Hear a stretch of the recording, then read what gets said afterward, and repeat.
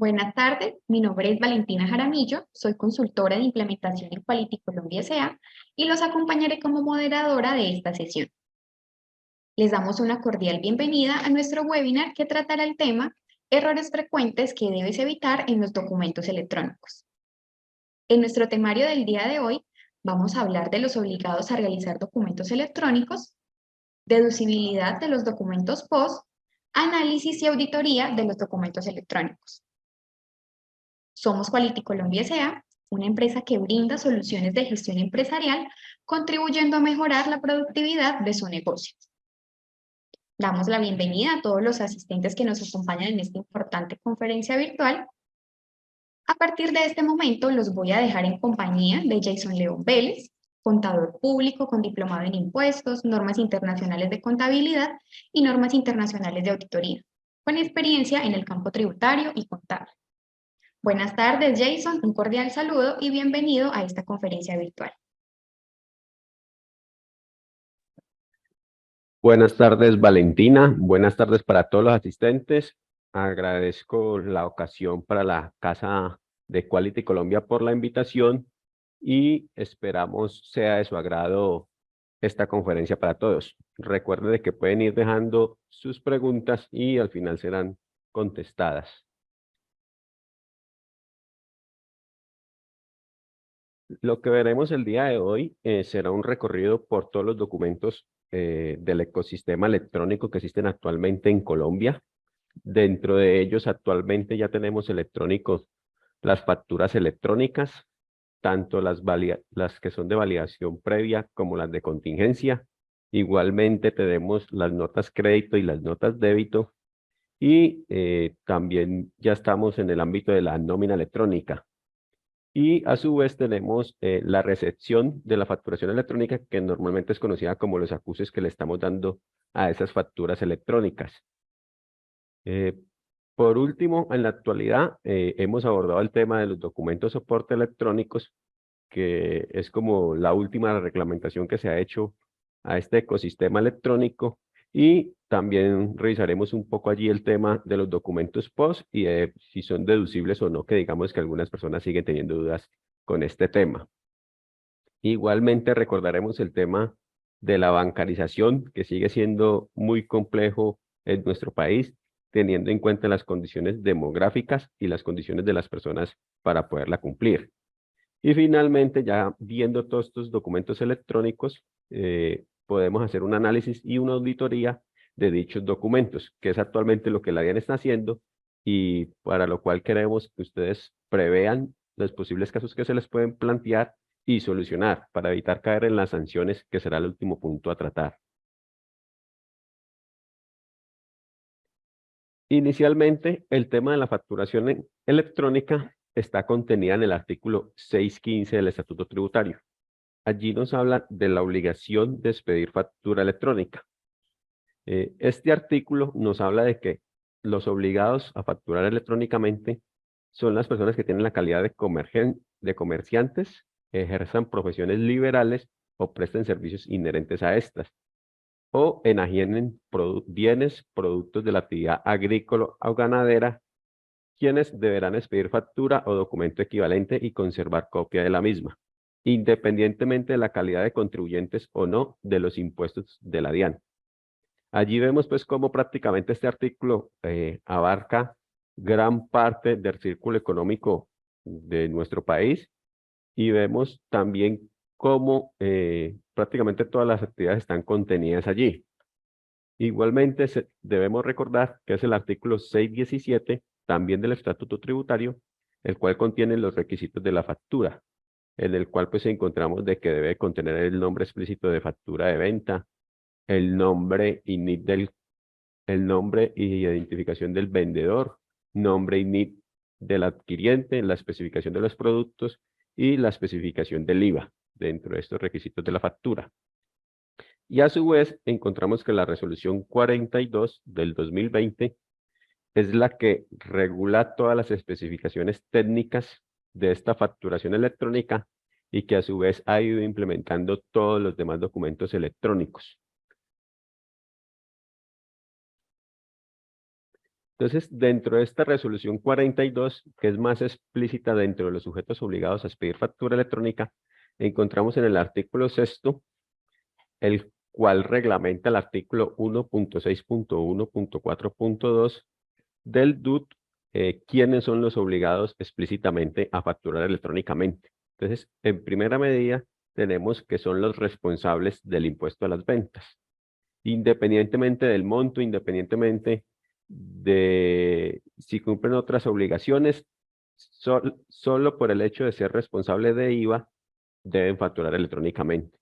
Igualmente, esta obligación, también como segundos obligados, encontramos a los responsables del impuesto al consumo. A su vez, el tercer punto de este artículo número 6 de la resolución 42 vuelve y reitera lo que acabamos de ver del artículo 615 del Estatuto Tributario. Y nos recuerda que son todos los que tienen la calidad de comerciantes, las personas que ejercen profesiones liberales y los que realicen actividades agrícolas o ganaderas.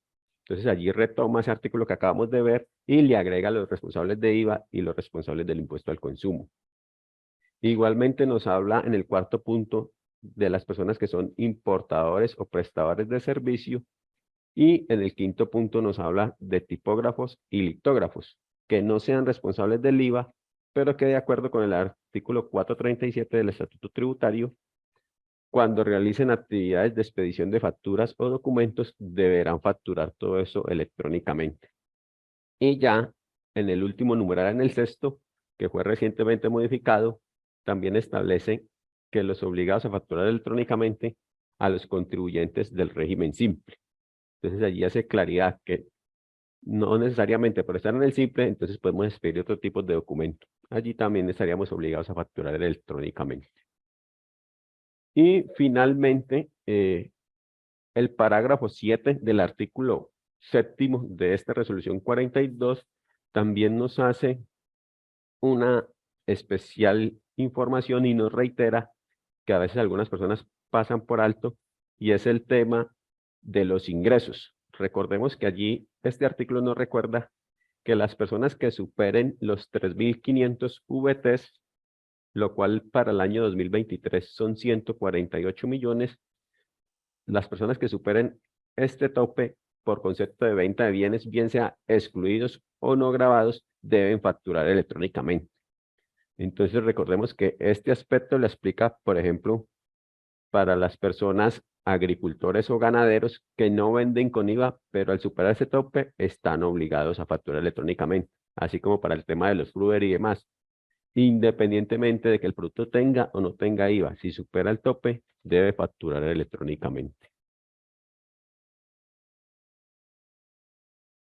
Teniendo ya establecidos quiénes son los obligados a facturar electrónicamente, podemos observar cómo se presenta una factura electrónica actualmente en Colombia y podemos ver cuáles son las validaciones que se deben hacer para saber si la factura cumple con los requisitos de ley o no los cumple. Dentro de esta validación que debemos hacer, no solo para las facturas que expedimos, sino también para las que recibimos, debemos tener en cuenta como factor fundamental respecto a las facturas que traíamos manuales, que actualmente se maneja tanto el CUFE, que es el número 1 que vemos en pantalla, como el código QR, que también lo vemos allí representado. Digamos que estos dos son los factores fundamentales para establecer que es una factura electrónica y que no corresponde a otro tipo de documento. Esto, sumado a los demás requisitos que ya conocíamos con anterioridad, como les decía anteriormente, del NIT y del nombre de la persona que expide la factura, el NIT y nombre de la persona que adquiere, la discriminación como factura electrónica de venta y la discriminación de productos, el total y la discriminación del IVA. Todos estos demás requisitos ya los veníamos conociendo en las facturas manuales, simplemente este punto 1 y punto 2 ya son más explícitos en el tema de facturación electrónica. Igualmente, por acá les traigo a recordar, o a modo de información para las personas que no sepan, que recordemos que las facturas electrónicas se deben validar en el portal de la DIAN. Entonces, para eso accedemos a la página de la DIAN por la opción de facturando electrónicamente, Y allí cuando se nos despliegue esta opción, vamos a ver que hay una opción de buscar documento a mano izquierda del menú. Allí le damos la opción de buscar documento y el CUFE, que es el código que tiene la factura en el punto número 1 de esta presentación, lo vamos a poder ingresar aquí donde dice buscar documento. Si lo copiamos y pegamos correctamente, le damos buscar y en el portal de la DIAN va a aparecer la representación de esta factura. Va a aparecer quiénes son los datos del emisor, quiénes son los datos del receptor, cuánto es el valor del IVA y cuánto el total. E igualmente podemos descargar una representación gráfica de la factura en PDF. Esto es muy importante para establecer si la factura efectivamente es electrónica y reportan los archivos de la DIAN. Si nos sale allí algún error o no se encuentra la factura, debemos validar con nuestro proveedor electrónico si se trata de facturas emitidas o con nuestro proveedor de bienes y servicios si se trata de facturas recibidas, para validar por qué las facturas no están llegando a la DIAN. Igualmente, con este tema de facturación electrónica, es muy importante validar el tema del cierre de facturación, de evaluar las fechas con que están quedando las facturas electrónicas. Importante este tema fundamental en el tema de recepción de facturas, en el tema de compras. ¿Por qué? Porque recordemos que el artículo 616-1 del Estatuto Tributario nos dice que todas las facturas electrónicas de venta para su reconocimiento tributario deben ser validadas previo a su expedición. Esto, armonizado con lo que les acabo de decir, quiere decir que la factura primero debe llegar a la DIAN y después se entenderá con el visto bueno de la misma como factura electrónica. Por lo tanto, una factura solo se entenderá expedida cuando sea validada y entregada al adquiriente. Y recordemos que el tema de la validación lo hace estrictamente la DIAN. Entonces, por ejemplo, para el caso de esta presentación, aquí traigo el ejemplo de esta factura de Postobón, donde nos dice que fecha de generación es el 31 de agosto, pero la fecha de expedición es el 1 de septiembre. ¿Eso qué quiere decir? Que muy probablemente lo que pasó allí es que los productos se vendieron el 31 de agosto, pero la factura se hizo al día siguiente. En consecuencia con lo que acabamos de ver, y no sé si los que han tenido la posibilidad de ver los temas de declaraciones sugeridas de la DIAN, allí podemos encontrar diferencias porque esta factura para la DIAN se considera como compra a partir de la fecha de expedición. ¿Esto qué quiere decir? Que la factura se debería contabilizar el 1 de septiembre. ¿Qué implicaciones tiene el cambio de un día? Recordemos, para los que presentamos IVA, que hay un cambio de periodo entre agosto y septiembre. Entonces, digamos que en el caso de esta factura, correspondería bien sea al tercer cuatrimestre en la declaración del IVA o al quinto bimestre. Y no se podría incluir entonces en el periodo anterior. Es muy importante tener en cuenta esto, teniendo en cuenta pues las declaraciones sugeridas e incluso para las ventas. Por eso allí se encuentran a veces diferencias en cuanto a lo que tenemos en contabilidad respecto a las sugeridas de la DIAN. Es importante también el tema aclarar que digamos que este tema en cuanto a la NIF, recordemos que el ingreso se considera cuando el cliente lo recibe y podríamos hablar de que en el tema del ingreso no hay problema, porque yo puedo entregar el bien y la venta se entiende realizada cuando yo transfiero los derechos y las obligaciones del bien, pero en el tema del IVA recordemos que por normatividad el IVA sí se rige por lo estrictamente facturado. En este caso, entonces, para el tema del IVA sí toca tener especial cuidado con este tema. Seguidamente, tenemos también el caso de la factura electrónica de contingencia, la cual está normada también en el artículo 616-1 del Estatuto Tributario. Y dice que en el caso de que el sujeto obligado a facturar presente inconvenientes tecnológicos que le imposibiliten facturar electrónicamente, podrá hacer uso de esta contingencia. Recordemos que esta contingencia es netamente, se asimila a una factura manual, tiene que estar establecida expresamente como factura electrónica de contingencia y ese será el soporte que se le entrega al cliente provisionalmente.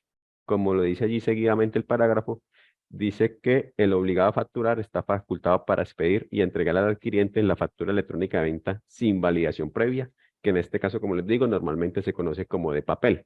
En estos casos, la factura se entenderá expedida con la entrega al adquiriente. Entonces, al adquiriente le entregamos ese papel con esta denominación y el que la emite tiene un plazo para transmitir esa factura, que es enviarla simplemente 48 horas siguientes a partir de que supere el inconveniente tecnológico.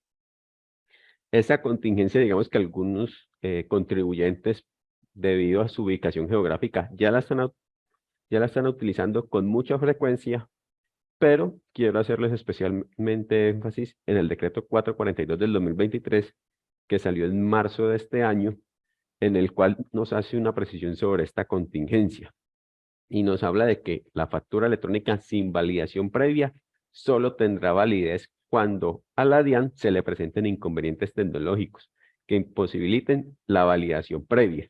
¿Esto qué quiere decir? Que si al vendedor se le presenta un inconveniente tecnológico, no hay internet, no tiene forma de facturar, se le cayó el internet, se le dañó el equipo, eso no se considera un inconveniente tecnológico. Aquí ya vemos cómo en este decreto establece que solo el inconveniente tecnológico se le va a poder presentar a la DIAN cuando sus sistemas se caigan, que de acuerdo pues con la tarea que hace Factúralo muy juiciosamente, son los comunicados que ellos publican y sobre los cuales la DIAN declara ciertas contingencias o que están en ventanas de mantenimiento, y son sobre dichos tiempos y sobre dichos días sobre los cuales solo se pueden emitir facturas de contingencia. Esto para tenerlo en cuenta y evitar posibles sanciones, entonces, por estar expidiendo facturas de contingencia en tiempos donde la DIAN no lo ha determinado. Posteriormente a estas facturas electrónicas, podemos observar que con ellas trajo consigo un tema de notas crédito y débito. Estas notas crédito y débito son documentos también electrónicos derivados de operaciones de venta por bienes o servicios que han sido previamente facturados, asociados o no a una factura electrónica de venta, mediante el CUFE o por razones de tipo contable y fiscal, siempre cumpliendo con las condiciones, términos, mecanismos técnicos y tecnológicos para el efecto que señale la DIAN. Es muy importante esta parte que subrayé, porque a veces se ha encontrado en la práctica con que se generan notas crédito y notas débito que no derivan de una factura electrónica. Entonces a veces uno ve con preocupación cómo a veces se hacen notas débito donde prácticamente se está facturando electrónicamente. Y entonces se encuentra uno notas débito donde facturan, por decir algo, un celular, pero no dice por qué están facturando el celular en una nota débito. O porque están haciendo una nota crédito, donde en casos donde nunca apareció la factura electrónica. Entonces es muy importante tener en cuenta que estas notas deben derivar de facturas electrónicas. Aquí traigo una claridad en este tema respecto a que las notas crédito restan, como muestra la imagen, a las facturas electrónicas. ¿Qué quiere decir esto? Que si yo tengo una factura por 100.000 pesos y le debo restar 10.000 pesos por efectos de garantía, por efectos de devoluciones, lo que debo hacer es una nota crédito, generando un efecto neto dentro de la factura de 90.000 pesos que me quedaría ese título valor. Entonces, los conceptos por los cuales yo puedo emitir una nota crédito que ya están definidos por la DIAN son por devolución de parte de los bienes o porque no me aceptan el servicio, por anulación total de la factura electrónica, por una rebaja total aplicada, por un descuento total aplicado, por una rescisión, que eso quiere decir una nulidad por falta de requisitos, o por otros conceptos que no están establecidos dentro de la DIAN.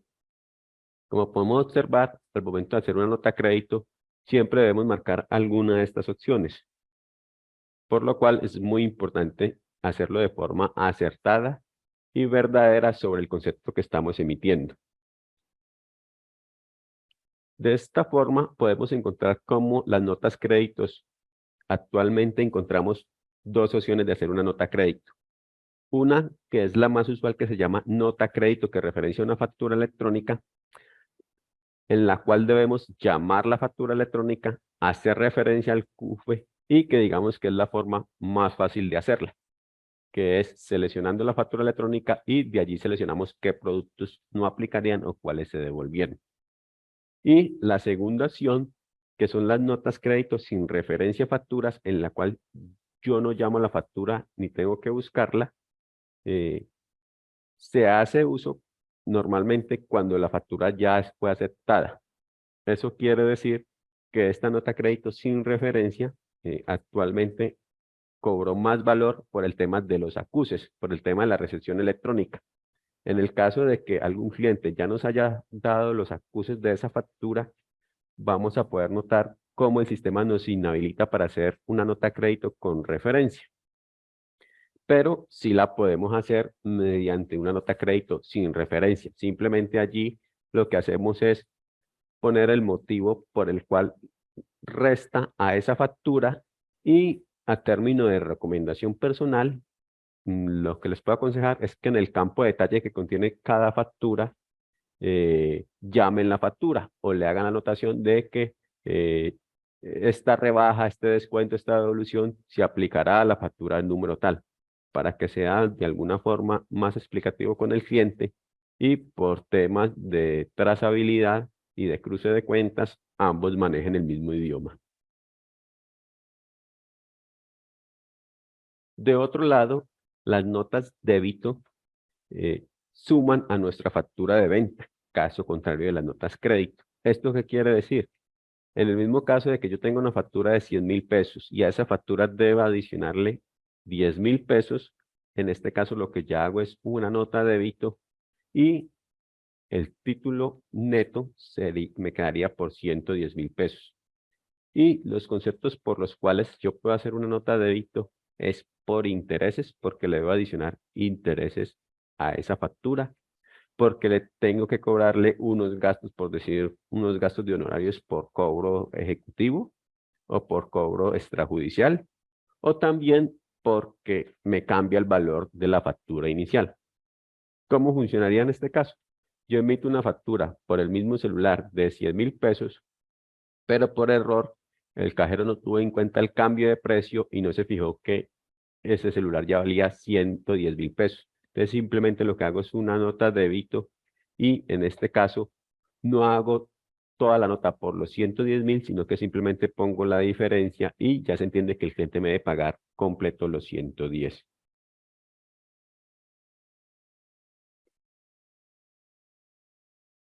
En este aspecto, quiero traerles a colación el artículo 657 del Estatuto Tributario, su parágrafo quinto, en el cual nos habla de los efectos de la doble facturación. Y quiero hacer especialmente énfasis en este aspecto debido al tema de que hay muchas personas que lo que están haciendo es, me quedó mal la factura, venga, le hago una nota crédito por todo y vuelvo y facturo completamente la factura. Recordemos que este parágrafo quinto del artículo 657 nos habla de que la doble facturación es expedir factura 2 veces por el mismo concepto. Y si esto se hace de manera reiterada, el contribuyente puede verse obligado en unas sanciones por evitar en esta práctica.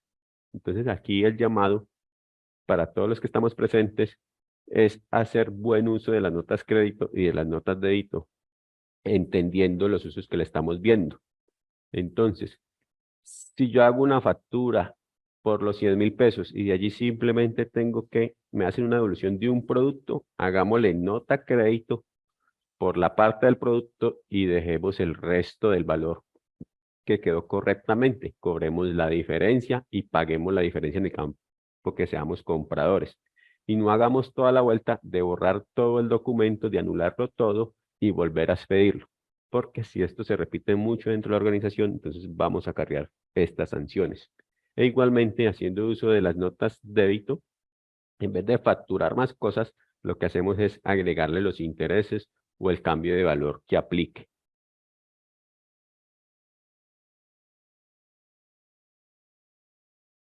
Seguido a esto, por allá alrededor del año 2021, más exactamente, vimos la resolución 13, en la cual nos establece que los sujetos obligados a generar y a transmitir la nómina electrónica son los contribuyentes del impuesto de renta y complementario que realicen pagos o abono en cuenta derivados de una vinculación laboral, legal y reglamentaria.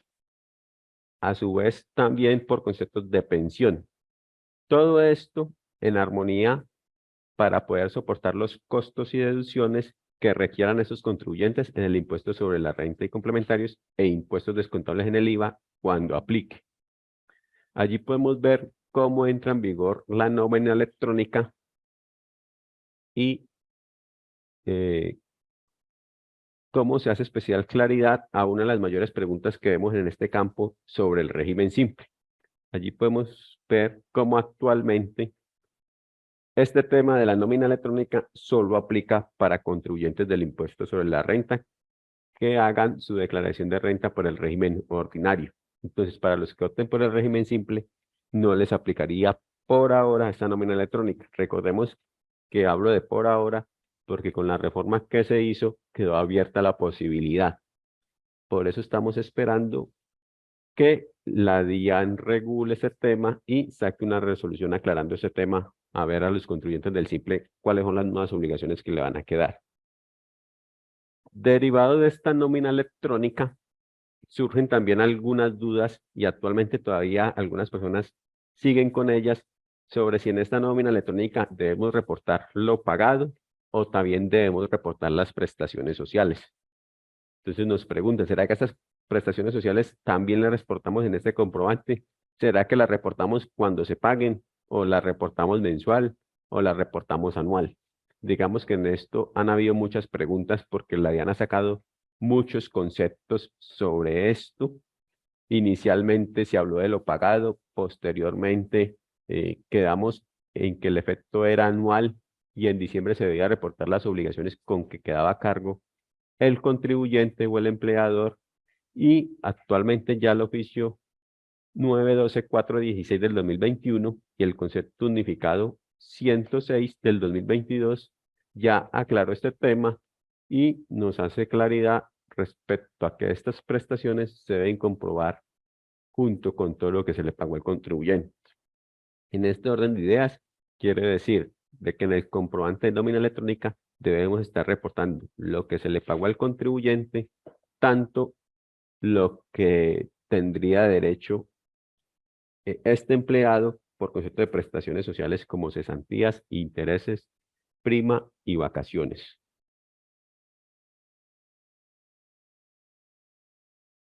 De otro lado, nos encontramos con que hace poco tuvimos el tema de la recepción electrónica, de darle los acuses en la resolución 085 del 2022, los cuales de pronto algunas personas no le pararon bolas porque esta resolución hablaba estrictamente de la factura como título valor y hacía mucho énfasis en el tema del radian.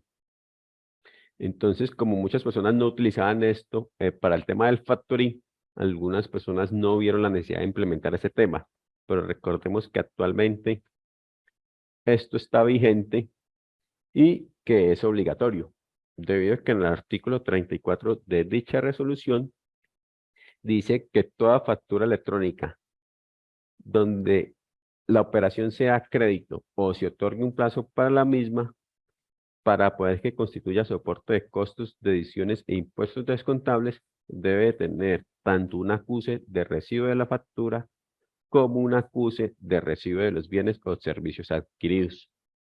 Estos dos acuses son obligatorios para poder que nuestro soporte sea deducible de impuestos. Y opcionalmente, el último acuse, que es el de la aceptación expresa, es opcional y al no hacerlo el contribuyente, posteriormente a los 3 días, se entenderá que la aceptación fue tácita. Igualmente, en el parágrafo de este mismo artículo 34, encontramos que los sujetos no obligados a expedir factura o documento equivalente anteriormente, como comúnmente conocían como los no responsables de IVA, también se encuentran obligados a darle estos acuses a estas facturas electrónicas. Entonces allí la pregunta era, venga, pero si él nunca ha facturado electrónicamente, no tiene acceso a ningún software, no tiene acceso a ninguna plataforma, ¿cómo va a hacer para aceptar las facturas? Entonces lo que ha dicho la DIAN hasta ahora es que el no responsable de facturar electrónicamente deberá surtir todo el procedimiento de habilitación que hace un responsable a facturar y se entenderá que esta persona solo va a cumplir con el proceso de recepción. El proceso de facturación no lo deberá hacer, pero sí está obligado a hacer la aceptación de estas facturas.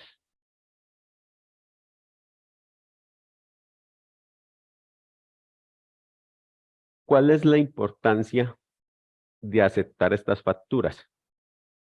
Primero, como ya lo vimos, el tema de poder incluir estos costos y gastos o estas deducciones de impuestos en nuestras declaraciones. Pero traigo especial énfasis en que esta aceptación también debemos estar pendientes de las aceptaciones que nos hacen nuestros clientes. Recordemos que si nosotros vendemos a crédito, también tenemos que estar pendientes de que los clientes la acepten las facturas de nosotros. ¿Por qué? Porque en caso de que el cliente no nos pague y debamos incurrir en un proceso penal para que el cliente nos pague, el cual se hace por medio de un mandamiento de pago, recordemos que ese mandamiento de pago está fundamentado en el título del artículo 2.2.53.13 del decreto 1343 del 2016 y dice que presta mérito ejecutivo la factura electrónica siempre y cuando el deudor haya recibido y aceptado de forma expresa o tácita los títulos.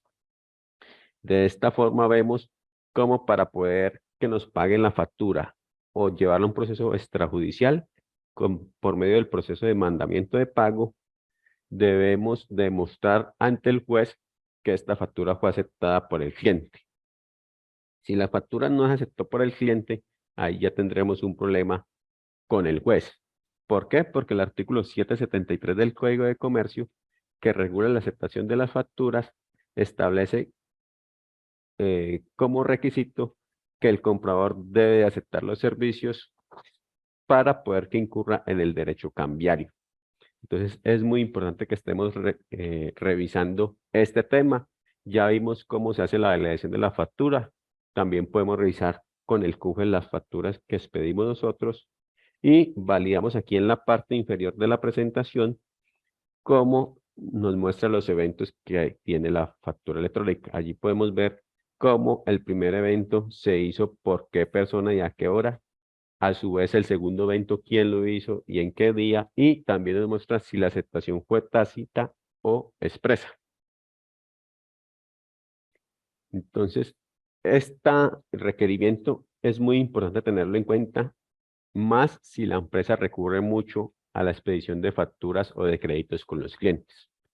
Sin embargo, hace poco el Tribunal Superior de Bogotá, en el expediente 115, en junio del 2023, dio de cierta forma al contribuyente demandante una exoneración en dicho requisito y dijo que esto no era estrictamente vinculante para las partes, que no era necesario que el cobrador necesitara los acuses, pero sí debería demostrar que el servicio se prestó. En este caso, ¿cómo pudo demostrar el cobrador que el servicio se prestó? Por órdenes de compra, por correos electrónicos, porque la factura tenía un sello de recibido por bodega, o un sello de recibido de recepción. Entonces, en este caso, de junio del 2023, el vendedor sí pudo demostrar que efectivamente el deudor adquirió los servicios y pese a no tener los acuses, pudo cobrar su título. Pero por eso le hago especialmente énfasis en este concepto para que revisen sus facturas. Y si manejan mucho crédito, pues este tema cobra mucha más relevancia. Finalmente, el tema de documento de soporte electrónico, que lo estamos haciendo desde agosto del 2022, la resolución 167 que fue la que reglamentó dicho tema, nos dice que los sujetos obligados a generar el documento de soporte son los facturadores electrónicos. Recordemos que estos facturadores electrónicos son los obligados a expedir factura electrónica de venta y los voluntarios. Recordemos que ya hay personas que por temas de clientes, que por temas comerciales, empezaron a expedir factura electrónica sin estar obligados, pero por el simple hecho de ser voluntarios se acogen a las normas del régimen superior y entonces también estarían obligados a generar el documento de soporte electrónico, siempre y cuando sean contribuyentes del impuesto a la renta o responsables del impuesto a las ventas. Eso quiere decir que para el tema del régimen simple, por ahora, el tema del régimen simple está excluido de hacer dichos documentos.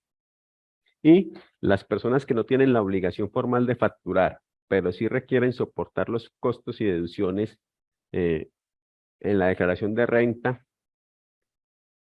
o en la declaración de IVA, normalmente recordemos que estos no obligados son como los no responsables de IVA. Entonces, estos responsables no tendrán que hacer el documento de soporte electrónico, pero sí deberán elaborar el formato físico. Recordemos que este formato físico se debe estar actuando, lo debíamos estar haciendo con anterioridad al 2021. ¿Cómo debíamos estar haciendo ese documento físico o cómo lo deben estar haciendo en estos momentos un no responsable de IVA? Recordemos que para este documento físico se debe pedir una resolución a la DIAN y dichos documentos deben estar establecidos como documentos de soporte en adquisiciones con no obligados a facturar. Simplemente allí cambia el nombre de electrónico por físico, pero sí deben tener una resolución manual y conservarlo para cuando la DIAN lo necesite. Actualmente, la DIAN está trabajando para habilitar un sistema donde los no obligados pueden hacer esto gratuitamente y no requiera habilitarse como facturador electrónico. La generación y transmisión de este documento de soporte electrónico se puede hacer de dos formas. Yo puedo ir haciendo un documento por cada operación que yo tenga dentro de la organización. Esto quiere decir, le compré a la señora de la tienda un artículo de 2.000 pesos, le hago un documento de soporte electrónico hoy por la tarde. Si ahora a las 6 le hice otra compra, vuelvo y le hago otro documento de soporte. Mañana vuelvo y le hago otro documento de soporte y voy haciendo una por cada transacción.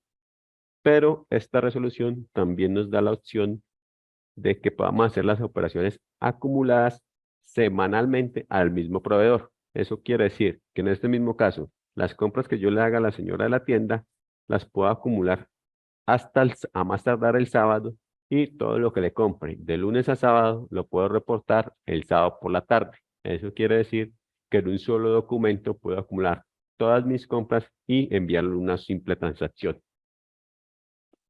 Es muy importante tener allí en cuenta que esa transmisión es semanalmente. Recordemos que la semana va de domingo a sábado porque me he encontrado con documentos acumulados el lunes. Y recordemos que prácticamente el lunes pues no hay nada porque apenas está empezando la semana. Entonces es muy importante tener en cuenta esta palabra de semanalmente. El tema del documento de soporte y teniendo en cuenta quiénes son los obligados y cómo lo podemos transmitir, podemos encontrarnos con la siguiente pregunta que es muy recurrente actualmente y que causa mucha confusión. Y es, ¿qué documentos yo debo transmitir por el documento de soporte electrónico? Recordemos que como documento de soporte los encontramos establecidos previamente en el artículo 1.6.1.4.6 del DUT, el cual fue modificado por el decreto 358 del 2020. Allí nos habla de que los documentos soportes habilitados actualmente en Colombia son el tiquete de máquina registradora conocido comúnmente como POS, la boleta de ingreso a cine, el tiquete de transporte de pasajeros, el extracto, el tiquete de transporte aéreo, el documento de juegos localizados, la boleta, fracción o formulario de juegos suerte y azar, el documento expedido por los peajes, el comprobante de liquidación de la bolsa de valores y el documento de operaciones de la Bolsa Agropecuaria. A su vez también encontramos el documento de los servicios públicos y la boleta de ingreso a espectáculos públicos. Eso quiere decir de que a estos documentos que nosotros vemos acá, a estos 12 documentos, no hay necesidad de hacerles documento de soporte electrónico. ¿Por qué? Porque la ley estableció como una excepción a la norma estos documentos. ¿Eso qué quiere decir? Que si yo tengo un documento de peajes, simplemente lo conservo y lo contabilizo como un gasto. Y el soporte por sí solo, al ser de peaje, me va a servir. No tengo necesidad de hacerle un documento electrónico. E igualmente me aplica para los otros 10 tipos de documentos, como comúnmente son los servicios públicos y los extractos, que fue la mayor duda que teníamos los contribuyentes respecto a si el extracto se debía enviar como un documento de soporte electrónico. ¿Por qué hablo de 11 documentos y no 12 como están enumerados acá? Porque recordemos que el primero es el documento POS. Y el documento POS está expresamente citado por el artículo 616 rayado en el Estatuto Tributario, en el cual nos dice que los documentos POS no otorgan derecho a impuestos descontables, ni a IVA, ni costos, ni deducciones. Esto quiere decir que a pesar de que está dentro de los documentos equivalentes, este POS no tiene ninguna solución viable para constituir soporte de deducciones. A su vez, el artículo 1.6.1.4.26 del DUT también establece por el mismo decreto 358 y la resolución 042, que recordemos que fue la que aperturó el tema del ecosistema electrónico, también reconoce que este documento POS no otorga derecho a impuestos descontables en el IVA, ni a costos ni a deducciones sobre el impuesto de renta y complementarios. Entonces, por ninguna opción, este documento POS es viable. ¿Qué he visto con preocupación de estos documentos POS? Que en algunos casos los contribuyentes, cuando llegan a las oficinas de administración, un documento POS como el que vemos en la imagen, a lo que están recurriendo para legalizarlo y poderlo descontar, es que están haciendo un documento de soporte. Entonces dicen, listo, no, el POS no me sirve, entonces yo le voy a hacer un documento de soporte para legalizar ese costo y ese gasto. Pero recordemos que a pesar de que le hagamos esto está prohibido. Esta no es la forma de legalizar ese POS. ¿Cuál es la forma correcta de solicitarle al vendedor que nos cambie ese POS por una factura electrónica? Si hacemos ese documento de soporte, estamos incurriendo en un hecho sancionable, que puede ser tanto para la persona que hace el documento de soporte como para la persona que está pidiendo el punto POS. Por eso debemos estar armonizados todos y tener claridad sobre esto. ¿Por qué? Porque como la ya tiene la información de quiénes son facturadores electrónicos, entonces simplemente van a decir, ve, si Jason es facturador electrónico, ¿por qué Pedro le está haciendo documento de soporte a él? Hay un hecho irregular. Entonces allí recordemos que la fiscalización sería para las dos personas y cuando descubren la irregularidad, entonces llevaría la sanción en el peor de los casos. Igualmente, este tema del punto POS, este año vimos cómo la resolución 1092 exigió que las ventas mayores o iguales a 5 VTs se deberían facturar electrónicamente. Digamos que esto ha sido un poco caótico para algunos tipos de empresas y especialmente en estos tipos de ventas, el vendedor se puede encontrar con dos situaciones.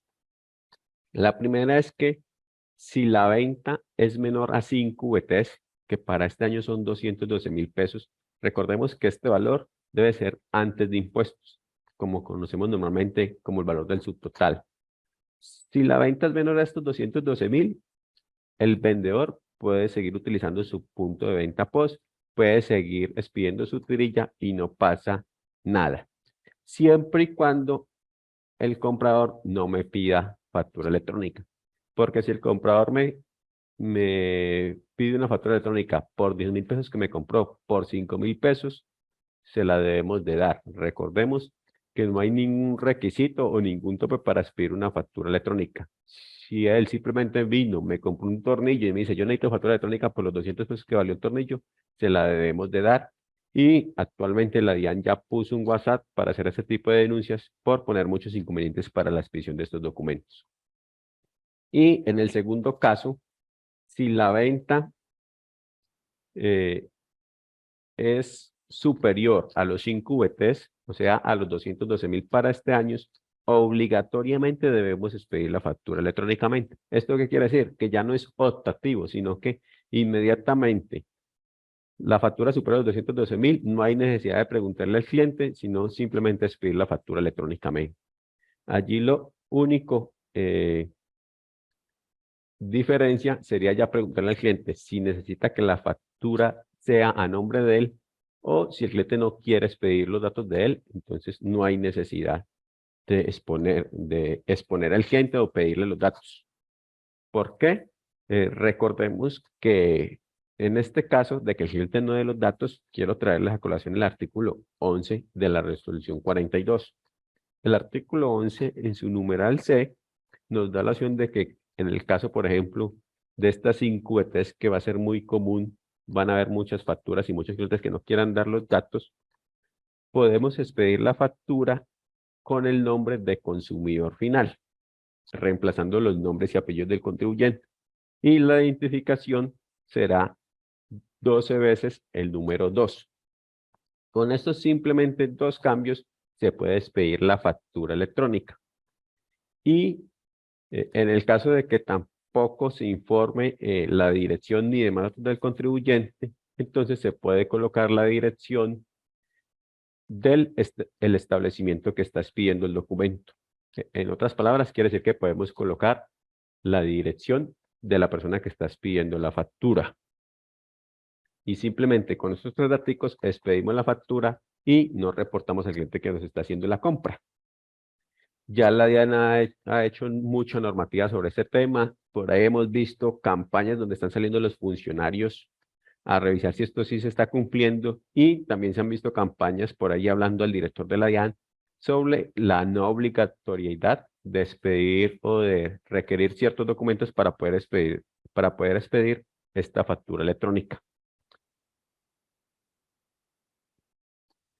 Finalmente, después de ver todos estos documentos electrónicos, podemos encontrar que si cumplimos con todos estos documentos electrónicos, no nos podemos olvidar de la norma de bancarización. Esta norma de bancarización simplemente lo que hace es que todo lo que nosotros compremos debe de estar prácticamente canalizado por medio de los bancos. Esto ha causado mucha dificultad entre los contribuyentes, muchas peleas con la DIAN y la DIAN se ha ratificado en su criterio, al igual que el gobierno. Esto lo ha contenido todas las reformas tributarias desde el 2010 hacia adelante. La Corte Constitucional ya se pronunció referente a esta norma y dice que no es inconstitucional y por lo tanto se debe cumplir. Recordemos que desde el 2018 esta ley entró en vigor y lo que hacía era a partir del 2018 poner unos porcentajes que se debían pagar en efectivo.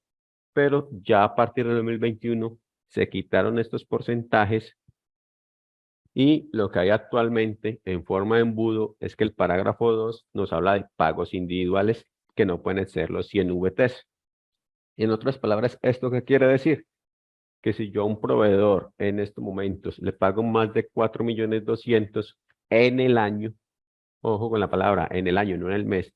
Si yo en el mes a una persona le pago más de 4.200.000, eso quiere decir que el próximo pago debe de ser por un banco. Si yo le pago 5 millones y no canalicé ninguno por un banco, la diferencia, eso quiere decir 800.000 pesos para el año 2023, van a ser no deducibles en el impuesto de renta. Y hace poco, también de acuerdo con esta normatividad, hubo unos inconvenientes porque la DIAN por allá sacó un concepto donde decía que los temas de NEC y DaviPlata no servían como bancarización. Pero afortunadamente y en buena hora, la DIAN rectificó este concepto y ya está establecido por el oficio 176 que los depósitos de bajo monto como NEC y DaviPlata sí aplican para la norma de bancarización. Y también hace poco el oficio 547 de la DIAN también determinó que las instituciones financieras como las cooperativas también aplican los pagos como bancarización. ¿Por qué sacó este oficio? Porque recordemos que a pesar de que las cooperativas no están vigiladas por la superfinanciera, le han recordó que las cooperativas, al estar vigiladas por otra entidad gubernativa, entonces también les aplica dicha norma y también podemos hacer los pagos entonces por estas cuentas que se tienen en la cooperativa.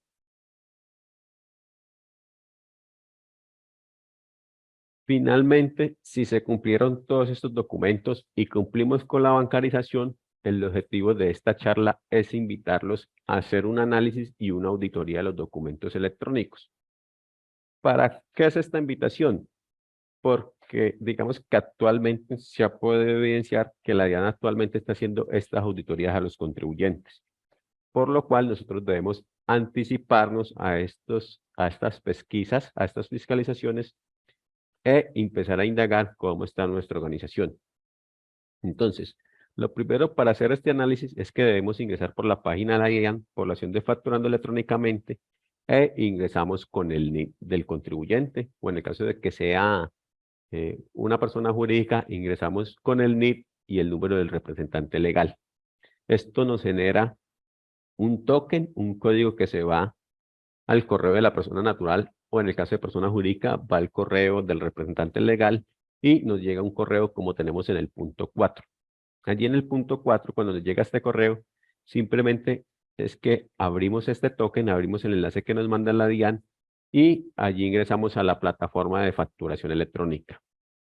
Cuando ingresemos, simplemente a mano izquierda desplegamos el menú, que son las 3 barras horizontales, y buscamos la opción de histórico. Allí podemos consultar los documentos enviados, los documentos recibidos y descargar un listado en Excel donde nos muestre tanto los documentos enviados como los recibidos.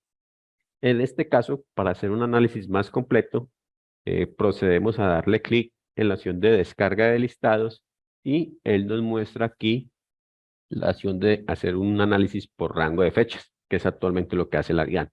Entonces allí simplemente buscamos en un periodo determinado el análisis que queramos hacer y le damos esperar, exportar a Excel. Cuando lo exportemos a Excel, simplemente lo que hacemos es esperar unos segundos mientras la información se convierte a un archivo en Excel. Le damos refrescar a la página o esperamos algunos segundos mientras se genera el registro. Aquí lo podemos ver en la presentación, cómo nos muestra que este archivo tiene un grupo de documentos emitidos y recibidos en un rango de periodo de noviembre. ¿Cuántos registros hay? Y el formato en que se generó. Entonces allí simplemente lo que se hace es darle clic en la flecha hacia abajo para descargar nuestro archivo. Cuando descarguemos este archivo, vamos a encontrar en un Excel con todas estas columnas. Nos va a mostrar qué tipo de documento es. Los tipos de documentos son los que ya hemos visto: factura electrónica, la de contingencia, nota crédito y nota débito, nómina individual, documento soporte, y el tema de Application Response es el tema de los acuses. Este listado también nos muestra cuáles son los acuses que se le han dado a la factura. A su vez, este listado también nos muestra el CUFE de cada uno de estos documentos, o el CUDE, el número de la factura, el prefijo, la fecha de emisión y la fecha de recepción. Aquí podemos ver cómo la DIAN discrimina cuándo la hizo el contribuyente, pero cuándo la validó ella. Recordemos que por temas de facturación debe de ser contabilizada con la fecha de recepción. Nos muestra los datos del emisor, los datos del receptor y la discriminación de los impuestos. Y recordemos que en grupo de emitido quiere decir que son mis ventas o los documentos que yo hice, y los documentos recibidos se asemejan a las compras que yo realicé. Entonces, el análisis que yo debo hacer en este Excel simplemente es que por una tabla dinámica yo acumulo mis valores y puedo encontrar cómo hice documentos soportes por 600.000 pesos, emití facturas electrónicas por 175 millones y recibí compras por 141. Tengo una nómina de 7.900.000, hice notas créditos por 469.000 pesos y simplemente lo que hago es sumar esos valores y lo que nos arroja allí es que mis ventas menos mis costos y gastos nos da una utilidad para este periodo de 42.400.000 y nos genera un IVA a pagar de 9 millones. Entonces, estos análisis, ¿por qué se deben hacer? Porque esto es lo que está haciendo la DIAN y digamos que estos son los impuestos esperados por parte de la DIAN. Esto es la DIAN, cómo se está anticipando, de dónde están saliendo las declaraciones sugeridas y los impuestos que espera recaudar la DIAN. Sin embargo, hay que tener en cuenta que a estas análisis hay algunas excepciones por los documentos electrónicos que todavía no tiene en cuenta la DIAN. ¿Como cuáles son?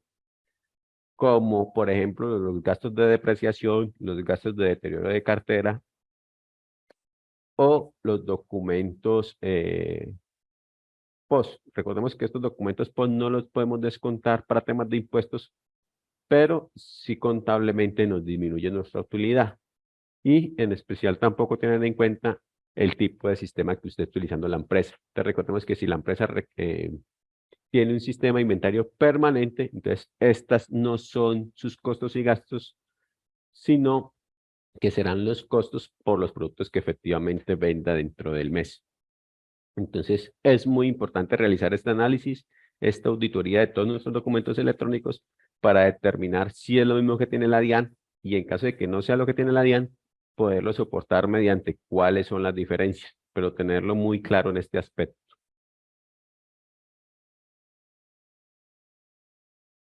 Igualmente, dentro de este análisis, hay casos donde vemos de que en esta relación hay facturas que no aparecen en la DIAN.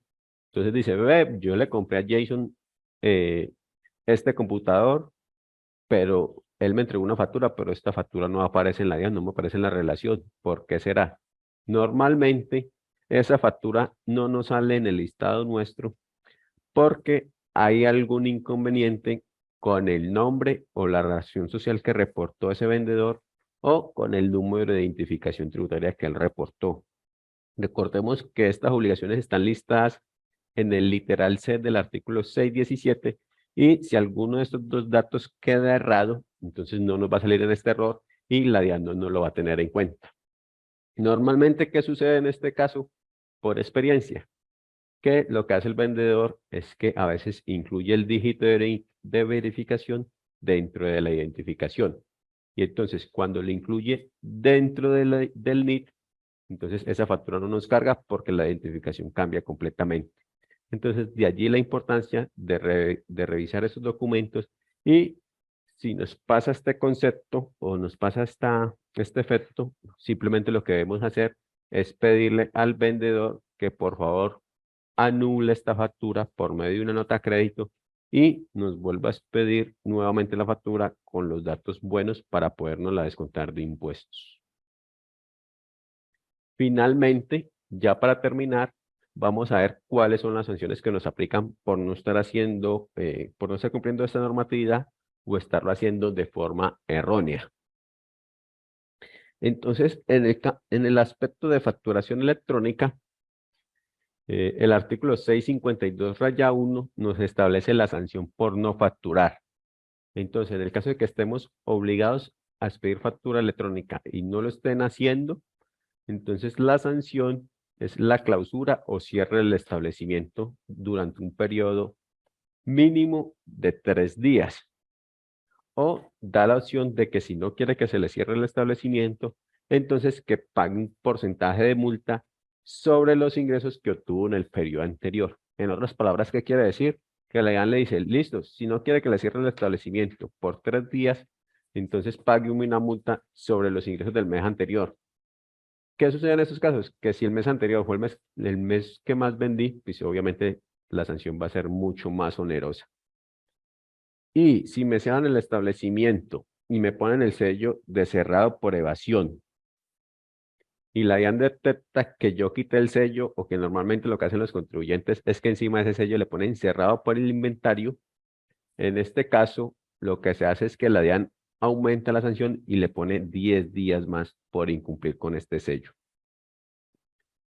De otro lado, el artículo 652 del Estatuto Tributario nos dice que a pesar de que nosotros estemos expidiendo la facturación electrónica, pero estemos haciéndolo sin cumplir los requisitos, entonces allí lo que nos hace es que la sanción es del 1% por las operaciones facturadas sin cumplir con estos requisitos.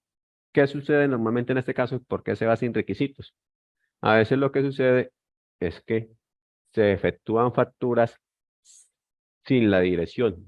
A veces se generan facturas sin poner el campo en la dirección. O, como ya les dije, que se puede poner de comprador, el consumidor final. A veces no ponen los 12 numeritos 222, sino que a veces ponen 11 o se confunden porque en la información exógena son 9 veces el 2, entonces ponen 9 veces. O también he visto que en algunos software no ponen consumidor final, sino que llama clientes varios. Entonces, si no se cumple como dice la ley, entonces se acoge a esta sanción del 1% sobre estas facturas. De allí la importancia y la recomendación que está haciendo la casa Quality, donde ellos están validando estos requisitos antes de que la factura llegue a la DIAN. Y con esta ayuda que nos hacen, entonces nos están evitando que nos sancionen por este inconveniente. Y para el caso de los documentos electrónicos, las sanciones son las mismas que acabamos de ver, como son la sanción por no cumplir con los requisitos, que es la misma del 652, y la sanción de no expedir los documentos, como son en el caso de los documentos de soporte, como son el caso de los acuses, como es el caso de la nómina electrónica. Por no cumplir con eso, también nos aplican la 652, que sería o el cierre del establecimiento o el porcentaje sobre los ingresos. De otro lado, ya la no transmisión en debida forma, la sanción será la del artículo 651 del Estatuto Tributario. ¿Qué es la no transmisión en debida forma? Que estemos transmitiendo los documentos por fuera del periodo autorizado por la DIAN. ¿Eso qué quiere decir? Que estamos enviando la nómina por fuera de los 10 días hábiles, que es el plazo para enviar. Venga, es que usted tiene plazo hasta el 15 para enviar la nómina electrónica y la envió el 16. Si le dan detecta esa irregularidad, tiene la sanción del 651. Recordemos que el artículo 651 es muy conocida por los contadores, porque esa sanción es la misma de la información exógena.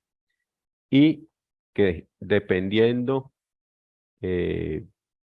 la gravedad del asunto, aplican unos porcentajes del 1%, del 0.7 o del 0.5 sobre la suma que se reportó mal. Digamos que afortunadamente y gracias a un grupo de contadores del Valle, esta sanción se vio reducida gracias a la reforma tributaria que se aprobó en diciembre. Sin embargo, esta sanción sigue siendo muy onerosa porque puede llegar hasta los 7.500 VT actualmente. Y este artículo 651-1 también nos habla de que nos ponen la multa económica, pero también nos desconocen los costos y gastos. Esto, en otras palabras, quiere decir que pagamos por no hacerlo bien y vamos a pagar más impuestos por el desconocimiento de los costos, rentas y deducciones en los impuestos. Entonces, la invitación es a estar muy pendientes de todos estos documentos, de cumplir con las fechas establecidas, de hacerla con todos los requerimientos y, como si fuera poco, hacerlo con un proveedor como es la casa Quality para no pasar desapercibido ningún requisito. Agradecemos a todos los asistentes por la participación recibida en nuestra conferencia, errores frecuentes que debes evitar en los documentos electrónicos. Los invitamos a seguir nuestras redes sociales y así enterarse de los diferentes webinars y comunicados que generamos para ustedes. Recuerden visitar nuestro canal de YouTube, Somos Quality Colombia, en el cual se subirá esta conferencia en los próximos días. Muchas gracias por su asistencia.